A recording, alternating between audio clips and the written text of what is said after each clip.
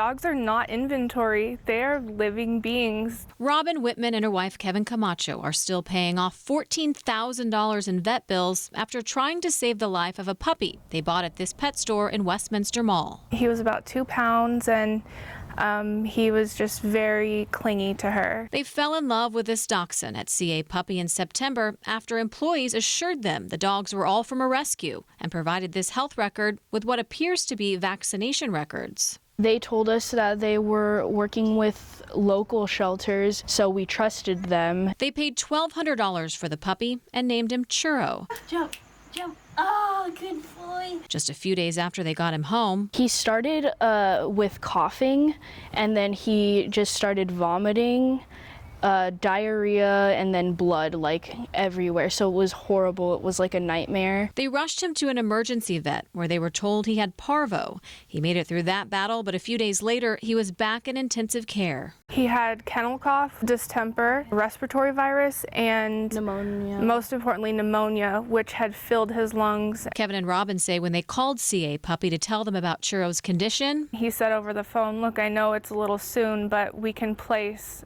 a similar dog on hold for you to purchase after your dog passes." the manager at CA Puppy told me they do in fact have a money-back guarantee policy if a dog gets sick, 1 year for genetic defects and 15 days for infectious diseases.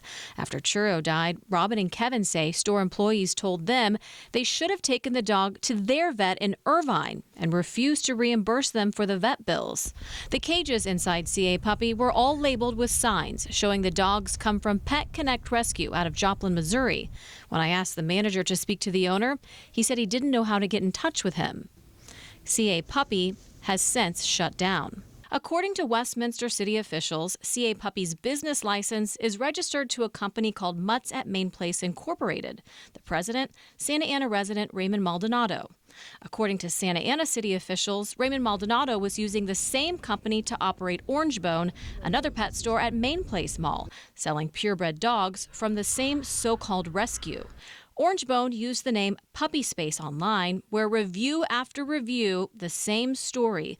Dogs bought here were either sick or dead. An Orange County resident who didn't want to go on camera says this is Raymond Maldonado, who sold her a designer dog, and the same man I met when I went to Orangebone asking questions, who refused to speak to me and asked me to leave. The customer says she paid $1,250 in cash for the Golden Doodle, and the same day she took her home, she ended up at the vet where she learned the dog had pneumonia.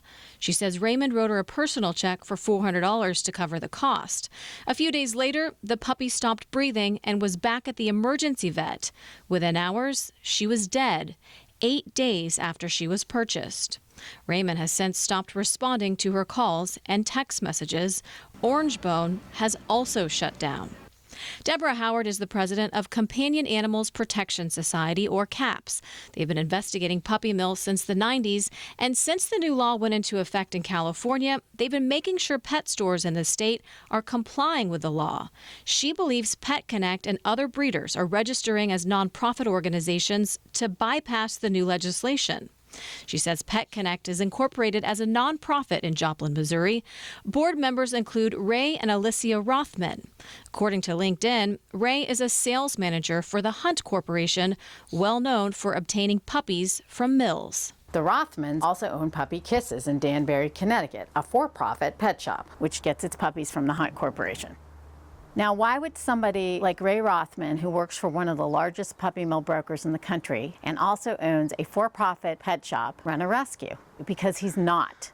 These are not rescue animals. She says legitimate rescues and shelters don't offer financing and warranties and don't charge thousands of dollars to adopt a dog. Animal advocates say their next step is to call on legislators to amend the new law to stop pet shops from making profit. My repeated attempts to get Raymond Maldonado's side of the story have been unsuccessful. Robin and Kevin are still trying to get their money back, as are many others who bought puppies from these stores. I'm Casey Montoya. Back to you.